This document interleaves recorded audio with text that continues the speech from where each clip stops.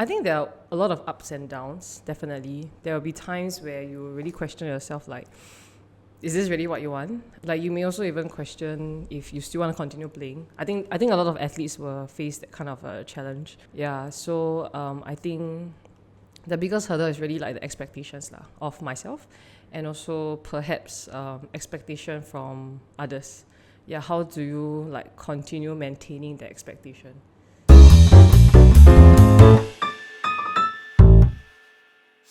Hi everyone, welcome to another episode of Ballcast. I'm Shania, your host, and today we have Jack, Amanda. Hello. Welcome Amanda to our Ballcast. So for this episode, maybe we can just chill, chat, and maybe find out more about you and your basketball journey as well. Yeah. So maybe first, like, you want to introduce yourself. Like, how long have you been playing basketball? When did you first start? Okay, so I started playing basketball when I was in P3. In my primary school lah. Yeah, so I think like all schools, like, you need to go for CCA selection. So I think back then my coach, she was kind of like scout us lah. Like, I think back then in primary school I was pretty tall. So at that age lah. Yeah, so then she kind of like just wrote me in to try out for the CCA. Yeah, so I started since then. So what's your biggest drive in basketball? There are a lot of factors. But I think ultimately, I really enjoy it, and I really want to see how much potential I have, in terms of like not just playing locally. I mean, of course, it would be great if I can go up to play like international games, like for another team elsewhere. But I think for me, it's really just wanting to see how far I can go lah. Cool. But what do you think is the biggest hurdle in your basketball journey? I think there are a lot of ups and downs, definitely. There will be times where you really question yourself, like, is this really what you want? Like, you may also even question if you still want to continue playing. I think a lot of athletes will face that kind of a challenge, because it's kind of like a routine where you've been playing for so many years, right? And to still have that fire burning, it takes a lot of commitment, but also I think the people around you plays a very important role. Yeah, so I think the biggest hurdle is really like the expectations of myself, and also perhaps expectation from others. Yeah, how do you like continue maintaining the expectation? Yeah. So next question that I have is, maybe do you think that your persona during basketball and like your real life, your individual personality is very different? Totally different. Yeah, because my friends, they will know me as someone who is very quiet off court. I'm a very quiet person. My NIE classmates will think that I'm a sloth. Yeah, because like I'm quite in school, I'm very chill. I do things quite like very lembe. Yeah, but it's not that I'm lazy, but it's just very noir. Yeah, but of course on court, they will see a different side of me. On court, I'm definitely more aggressive. I think I have to, right? Because if I can't bring the slothness in me on court, else I'm going to lose out. So on court, it's a different person lah. Yeah. For sure. Or is it maybe because you use too much on court? Then we're all like, I need you. I think I don't know. I think just on court, like I can be a different person playing when I'm playing basketball. So I guess in a way, so a lot of my friends, they call me like either the bull, or like I guess maybe also because of my physique. So then like they will call me like new, like cause I will like accident 撞人 or like that kind of stuff lah. Yeah, so different lor. I see. Okay, so like maybe you can also let us know, like, other than playing in school, you also play for like clubs, I believe, like clubs, national team, NTU and other clubs perhaps. So maybe you want to share with us, like, what are all of these clubs that you've joined, and like maybe your experience with them, or like which one do you like the most, which one was more fun playing for? Yeah. So besides school, actually for club, I've only been in one club, so Siglap. So I've been there since I was 13. So I'm 28 this year. So it's been like almost half of my life I've been there. Yeah, so because we started off as a youth team, and then slowly we moved up to the women's team lah. Yeah, so besides Siglap, then of course NTU, then national team, and yeah, I think that's about it. So which one would you rank, like, maybe one that you are really happiest with? I think to me there isn't really like the best, because I feel like different clubs, different teams that you play in, right? There's different expectations of you. You play with different players, different style. So I think really it's like for each team, of course there are different goals, and I think how we achieve it, that's more important lah. Yeah. So there isn't really like the best one that I have. But definitely, I guess maybe the more challenging one, or the one that really stick most, would be Siglap.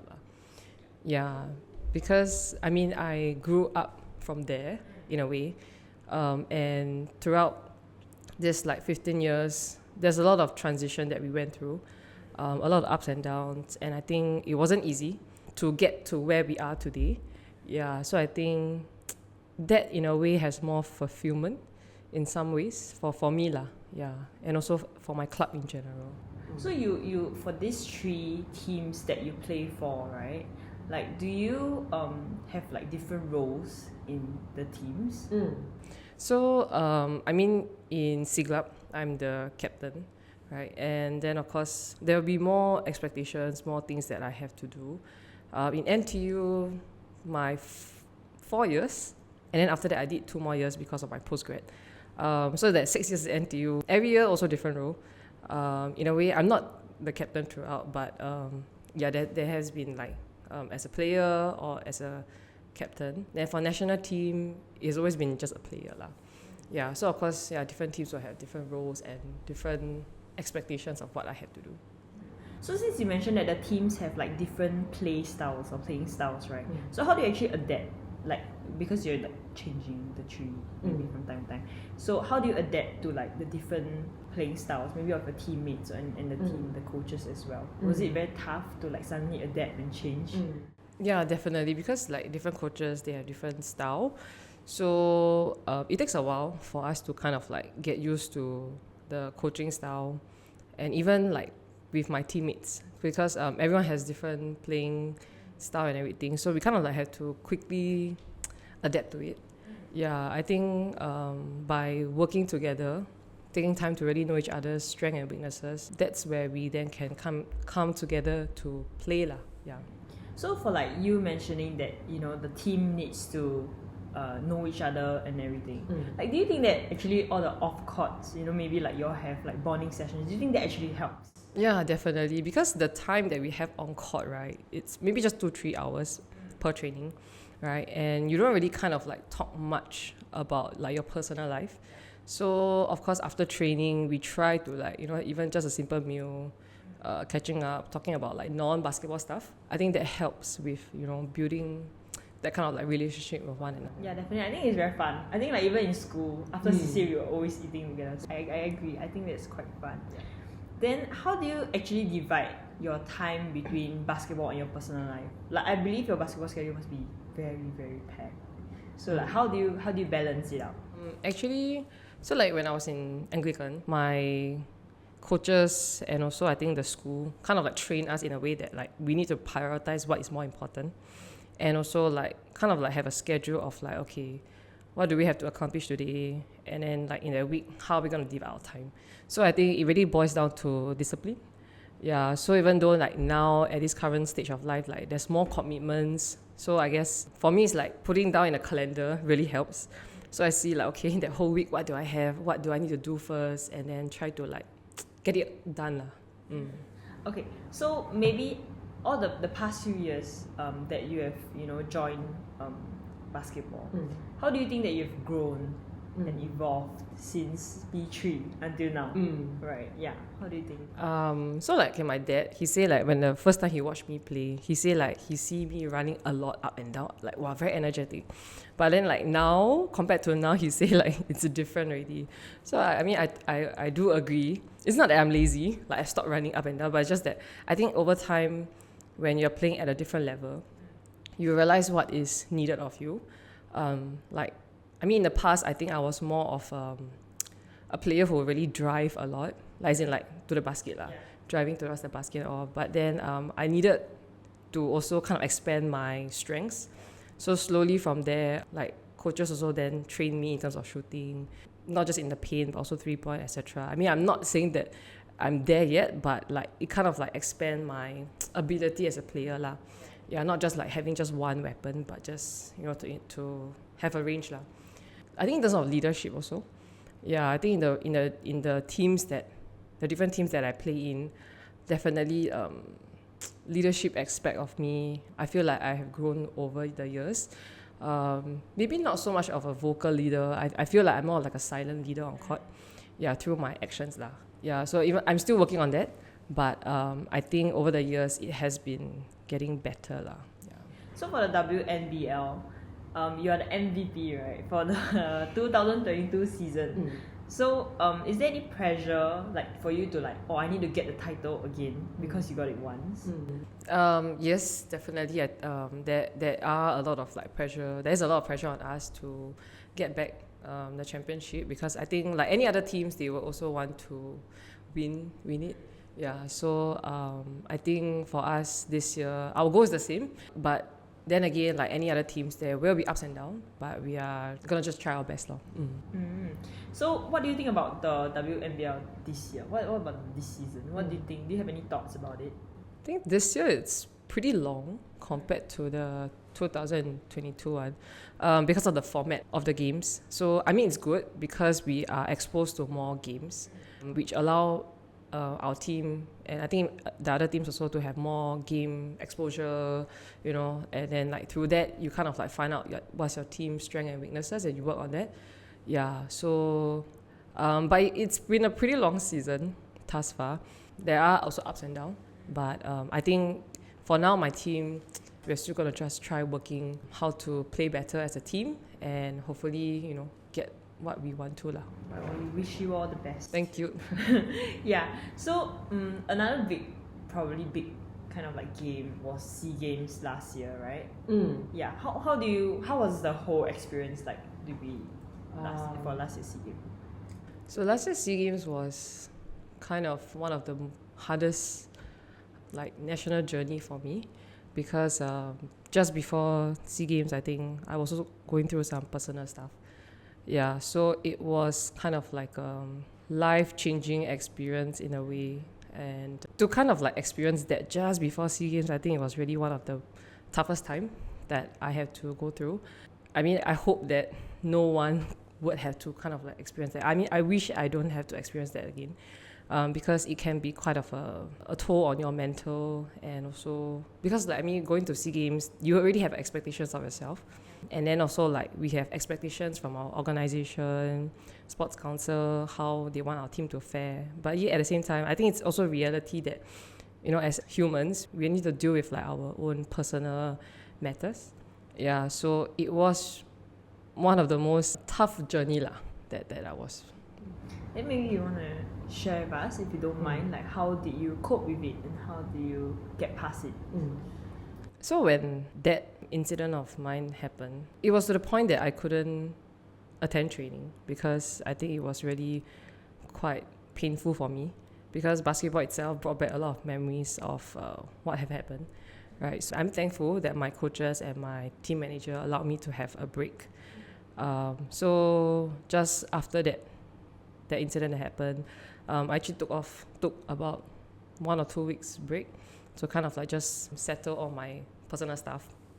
And then it was also pressurizing, because at the same time I still need to kind of like maintain my game and also fitness. Yeah, so it was pretty challenging, but I'm thankful that I have a good support system for my family, my friends, and also my faith lah. Yeah, so that support system allowed me to really pull through, and I think because of that I did what I have to do lah, which of course at that point of time the main priority is SEA Games, right? And it was also challenging because at that point, I guess during SEA Games itself, there were things that were uncovered, and yet I like have to kind of like still kind of like put my focus on the games, but at the same time, still trying to not get distracted by whatever that was happening. Yeah, so but I'm thankful that my teammates, who knew about the situation, they were also very supportive. And of course, I think I try to use that energy to whatever negative energy I had, right, to use it on court so that I can really just play my best lah. So I think, yeah, having a good support system is really very important. So at that point in time when like things were very, very tough, like do you ever thought of quitting or just leaving? At that point of time, I mean, it would be great if like I could just like, just Walk away. yeah, right, and kind of like just focus on myself.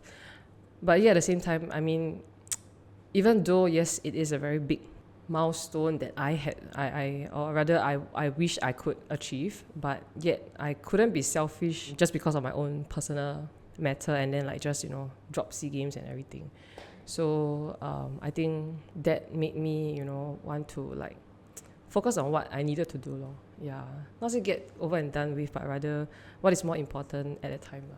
Yeah. I think it brought back to like the prioritizing part, right? In a sense, yeah. Then, how do you think this big incident changed you as a person, and also like maybe what do you learn from it? I think it's something that I take it as like a lesson learned lah. I mean, from this I also learn about myself, what I like, what I don't like about myself, and also of my future partner lah. Yeah, I think ultimately I'm also reminded that I'm still worthy of love lor. Yeah, and like anyone, right? And that I think my faith has also allowed me to know that like I think God also has a better plan for me, and maybe in this season of life it's just not the right time, not the right person. Yeah, so I think it is also hard because we are both in the same circle, social circle, and also like basketball. So yeah, like it's still gonna be tough, but I think knowing that I have people who support me, who love me, I think that's more important lah. So maybe like to end this off a little bit, or maybe to make it really lighter, what would you tell maybe your heartbroken self in the past? Everyone has different ways of dealing with like grief, healing, right? So I think for me back then, of course a lot of people will be like, don't go and find out more, or don't go and like, or if anyone share with you certain things, just like block out everything. But at the end of the day, everyone has different ways of dealing with it. So I think you just need to know what works for you and what doesn't. And like for me, I know that like I would rather want to know about it rather than like being hidden lah. Yeah, I think that also helped me with my healing process, because at the end of the day, I know that, I mean, I'm not the one at fault here. And even if it may be to some small extent, I also learn from it lah. Yeah, so I think for those who are also going through this, right, I think just know that you are not alone, because it is yes part and parcel of life, but I think just know what is your way of dealing with it, and really just face it lah. Yeah, rather than running away from the pain. What is your focus now? Your current focus? Like, do you think I don't know, what's next? So for me now, I think it's mainly about my career. So now I actually move on to teaching in school. Yeah, and then besides that, also coaching for my Siglap youth team. Yeah, so I think a lot of time is being spent still basketball, and also like my career lah. So you mentioned you want to go into teaching, right? So you're in MOE, you're NIE. Yeah. So what is that, the whole process, the interview process and everything? How, what? So okay, like for the interview process, I went through, because I applied for PE, like a PE teacher, right? So we had to go through like a physical test first, and there are like 5 stations that we need to clear lah. Yeah, so after that, then you go on to the actual interview, and then after that you just wait for news lah, whether you're being offered lah. I heard before that, like, I don't know who told me in school that time. They said that PE teacher have to take another subject to teach. Is it true? Or like you can just be PE? So for now, the current system is whereby PE teachers, we don't have to teach a non-PE subject, because PE is very specialized now. There's a proper like curriculum lah. Yeah, compared to maybe like back when we were in primary school. Yeah, so with that in mind, like PE teachers now, we are solely just focusing on teaching PE. Oh, that's very interesting. Then what made you interested? What made you like, I want to be teacher? So actually, funny thing was that I never thought of myself being a teacher. So actually, before this, after I graduated from NTU, I was doing marketing, and then I thought that was something that I enjoyed. Then I realized I didn't really like desk bound job. Yeah, because like I'm quite active, right? Yeah, and also at that point of time, I was just questioning myself, like, what is it that I really enjoy? Yeah, and back then I was also coaching here and there, and I enjoy working with children, youth. So putting it together, I think PE teaching was something that was an option lah. Yeah, so then that was why I tried. Like, where are you at now at this like career path? Like, you already passed all the... Oh, so actually now I'm actually doing my practicum, my final practicum in primary school, and then once I finish this, I pass. Then the next step would then to be an official teacher lah. Oh, so now you're like a... It's like a trainee. It's like a trainee teacher. Yeah. So the teacher we always bully when they come into school. Do you get bullied? No. I mean, no. Okay, so because it's always a trainee teacher. Yeah. They get bullied. Okay, so then when you finish, then you'll go to be an official teacher. So then, like, do you get to choose, primary school, secondary school? What do you want to teach? So actually, for PE teachers now, right, we are given choice of teaching both primary school and secondary school. So we can teach primary or secondary, but for me, my main one is actually primary school. Or like you chose? Yeah, I chose to teach in a primary school. So how is teaching so far, different from coaching in basketball? It's very different because coaching-wise, like the students, or rather the players who join an academy or a club, there's already a goal in mind where you want to like improve on your individual skills, your team style and everything. Yeah, so usually the kids are more focused there, right? But in a school for PE lesson, right, you have a class of like 40 students, and they may not particularly enjoy a certain sport or like sports in general lah. Yeah, and I think classroom management is something that is very real. It's something that we teachers we always face teaching like 40 different students, because they all have different profiles, learning profiles. So as a teacher, we kind of like have to be adaptable, flexible. We need to adjust accordingly to how our class profile lah. And also teaching is not just about like coaching, you coach that skill or like how to get better, right, in basketball. But for teaching, it's really about like the skills and values that you learn outside of like the sport. Yeah, so I think there's a lot of teachable moments in teaching whereby we want to like remind the students and teach them about values like teamwork, etc. So what do you think about kids who doesn't want to do sports? Like what do you do with them in class if you notice these people?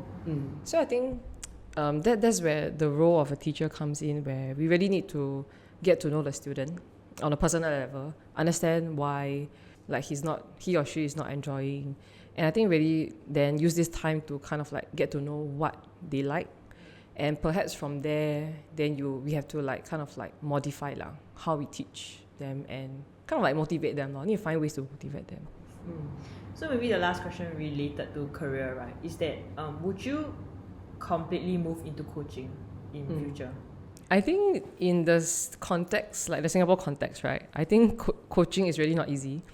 Even for it to become like a full-time job, I think it's not easy. So I really like respect all the coaches who do this full-time. So for me, I think I see myself in a teaching aspect in the long term. Yeah, so but coaching will still be kind of like part of me, whereby probably just be coaching my club's youth team lah. Yeah. So I somewhat heard that you got three sisters. Your family has three daughters. Yeah. Okay, 3 daughters. You have 2 other sisters, which like all represented NTU basketball. Okay, so in your opinion, who do you think is the better one? The best one? Is it you? National team. Wow. Later if my sisters know, they will kill me. No lah, but I think we all know that the 3 of us are very different. Yeah, we all have our different playing style. So my younger sister, Amabel, she's much of a better shooter than me, I feel. Yeah, and she's like really very aggressive on court. Yeah, so that's her strength. Then my other sister, Emily, she's not as aggressive as us, but I would say that her sense of the game, meaning like she analyzes the game, she reads the game a little bit better than I do. and then from there she then adapt accordingly. Yeah, I would say that we're all very different lah. I cannot say like who's the best or what. Yeah. So you're the oldest, the oldest, right? Yeah. So as the eldest, I'm sure, as the eldest sibling and daughter, you have your own responsibilities in that sense. But like for you to, for all three of you to play basketball, do you think that as the eldest, you also have to, you know, set a role model or something also on top, like for basketball? I think definitely yes. I mean, I'm just thankful that I'm given this like skill, right, to like be able to play. And my parents are also not very like, you know, just because I'm the eldest, they don't like throw everything to you. Yeah, or like they don't really like say that, oh, because you're the eldest, you need to do this. They also recognize that each of us have our own strengths, and they have expectations of us differently lah. I think since young we're always being taught to just be the best version of yourself lah. Yeah, so but at the same time I will also want to be a good role model for my sisters, and also hopefully inspire them lah. Just like how they also inspire me in their areas of strength. Yeah, because like both of them are academically better than me. Yeah, so yeah. Okay, I see. So now the last part, I think goals changes from time to time. Everybody goals kind of changes, right? But maybe you can share with us what's your goal at this current moment. You know, it could be about you, yourself, or career or basketball related. I think this year, like my own goal, of course, like for my career wise, I will want to like really, you know, learn how to be a good teacher lah. I think not just being able to teach, but also in the non-teaching areas, like how do you build a relationship with your students, etc. As a player, I think, of course, I hope to be able to be a good leader on court. Yeah, I think to really help my team lah. Yeah, as a whole. So I think for now, these are just like the two goals that I have. Okay, one more question. I don't know if I can ask. So, do you think that you're ready for a new relationship? I think as of now, because like my focus and energy is really on my career and also like, of course, basketball and also people that really matters to me. So I don't think like I really have time or space to really think about like the next relationship. I guess like when, if you know, like for me, like I feel like if God, he knows the better plan, he knows the better time, so I'll just leave it to him. Okay, nice. Okay, yeah. So thanks for answering our questions. Thanks for having me. So in Ballcast, we have this challenge where we'll pass down every episode. So in the previous episode, right, Tiha actually did a TikTok challenge, and he wants the next person, which is you, to do another TikTok. So maybe you can find a little dance, a cute one. We found a cute and easy one for you to learn, so that maybe you can do TikTok together. Okay, yeah. But other than that, maybe you can start thinking, you know, what do you want the next person, yeah, to do as well? Not really. I'm not really a TikTok person or like... It can be anything. It can be any challenge. Okay, so since I'm like a PE teacher, right? So maybe do something related to fitness. Okay. So I think there's this like challenge where from a seated position, you try to like stand up, like doing like a sort of like a sit up, then you try to stand. Okay, yeah. I mean we will show the video and we will get the next person to do it. Cool, for sure.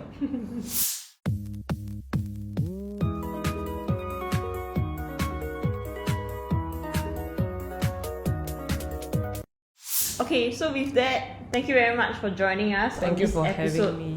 Of podcast, you shared a lot. Okay, anyways, but yeah, thanks everybody. Thank you. This is Amanda. Bye. See you. Bye.